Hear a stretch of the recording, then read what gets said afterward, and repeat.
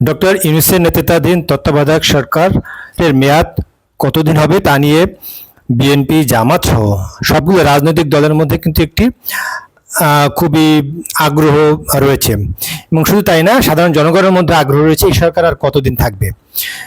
কিন্তু এই সরকার দায়িত্ব নেওয়ার পর প্রথম থেকে বলে আসছে তারা এই দেশের যে বর্তমান যে নির্বাচনী ব্যবস্থা সহ বিভিন্ন বিষয়ে সংস্কার শেষেই নির্বাচন দেবে। তবে এরপরে কিন্তু এই সরকারের মেয়াদ নিয়ে মানুষের কৌতূহল বা আগ্রহের কমতি নেই। আজ এ বিষয়ে আপনাদের একটি সুনির্দিষ্ট দিনক্ষণ সম্পর্কে একটি ধারণা দেব। বলতে পারেন কিভাবে ধারণাটি পেয়েছি বা পেলাম সেটি নিয়ে আমি আজ আলোচনা করব। আজ বিকেলে ফরেন সার্ভিস একাডেমিতে তত্ত্বাবধায়ক সরকারের উপদেষ্টা আসিফ মাহমুদ এক সংবাদ সম্মেলন করেছেন। সেই সংবাদ সম্মেলনে তিনি বলেছেন, গতকাল ডক্টর ইউনূস যে 6টি কমিশন গঠনের মাধ্যমে 6টি খাতে এবং সেক্টরে যে সংস্কারের কথা বলেছেন, সেই সংস্কার সম্পর্কে বলেছেন যে এই কমিশন আগামী 3 মাসের মধ্যে একটি রিপোর্ট দিতে পারবে বলে তারা আশা করছেন, এবং এই রিপোর্ট পাবার পর তারা এই সংস্কার প্রস্তাবগুলো নিয়ে জনসাধারণ, নাগরিক সমাজ, ছাত্র সমাজ, রাজনৈতিক দলগুলোর সঙ্গে মত বিনিময় করবে এবং এটার উপর তাদের মতামত নেওয়া হবে, এবং তারপর এটি চূড়ান্ত হবে, এবং এরপরেই কেবলমাত্র নির্বাচনের দিনক্ষণ বা নির্বাচনের কথা ভাববে বর্তমান সরকার। সেই বিষয়ে একটু বলতে চাই। ডক্টর ইউনূস বলেছেন এই যে কমিশন সেটি আগামী 1 অক্টোবর থেকে কাজ শুরু করবে।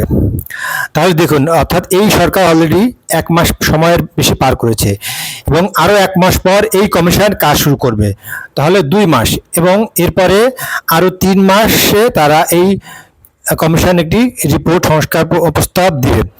5 মাস চলে গেল, এবং এরপর এইগুলো নিয়ে রাজনৈতিক দল, ছাত্র সমাজ সহ বিভিন্ন স্টেক হোল্ডারদের সঙ্গে মত বিনিময় এবং তাদের মতামত নেওয়ার পর সংস্কার প্রস্তাব চূড়ান্ত হবে এবং তারপর নির্বাচন হবে। অর্থাৎ এই সব কিছু সম্পন্ন করতে আমি দেখছি যে আগামী আরও কমপক্ষে 3-4 মাস চলে যাবে। অর্থাৎ 6 মাসের আগে কোনোভাবেই বাংলাদেশে নির্বাচনের কোনো সম্ভাবনা বা দিনক্ষণ দেওয়ার কোনো সম্ভাবনা কিন্তু দেখা যাচ্ছে না, এবং এই তত্ত্বাবধায়ক সরকারের যে যারা উপদেষ্টা রয়েছেন তাদের কথাতে আজ এটি স্পষ্ট হয়েছে। এবং আজকে যে সংবাদ সম্মেলন হয়েছিল সেই সংবাদ সম্মেলনে আরও একটি বিষয় সাংবাদিকরা প্রশ্ন করেছিলেন যে এই সরকার যে প্রস্তাব করছে সেটি আসলে কতটুকু বাস্তবায়িত হবে সেই সম্পর্কে পরিবেশ যে উপদেষ্টা রিজওয়ানা হাসান তিনি স্পষ্ট করে বলছেন যে এরশাদের সময় যে সংস্কার প্রস্তাব করা হয়েছিল সেটি বাস্তবায়িত হয়নি, আর এই সরকারের সময় যেটি করা হচ্ছে সেটি বাস্তবায়িত হবে। তার দুটি মূল পার্থক্য হচ্ছে এরশাদের যে সরকার সেটি জনগণের সরকার ছিল না, আর এই সরকার হচ্ছে ছাত্র জনতার সরকার। সুতরাং এই দুটি সরকারের মধ্যে স্পষ্ট একটি পার্থক্য রয়েছে। তাই তিনি কোনোভাবেই আশা করছেন না যে এরশাদের সময় যেটি বাস্তবায়িত হয়নি আর এই সরকারের সময় সেটি বাস্তবায়িত হবে না, এটি সম্ভাবনা তিনি পুরোপুরি উড়িয়ে দিয়েছেন। তবে শেষ পর্যন্ত দর্শক, আপনাদের অনেকের যে কৌতূহল সেই কৌতূহল মিটিয়ে বলতে চাই, আগামী 6 মাসের আগে বাংলাদেশে নির্বাচনের কোনো প্রসঙ্গ বা দিনক্ষণ তারিখ নিয়ে কোনো আলোচনা হওয়ার সম্ভাবনা নাই। এটি তত্ত্বাবধায়ক সরকারের যে উপদেষ্টা আসিফ মাহমুদ আজ পুরোপুরি স্পষ্ট করেছেন। সবাইকে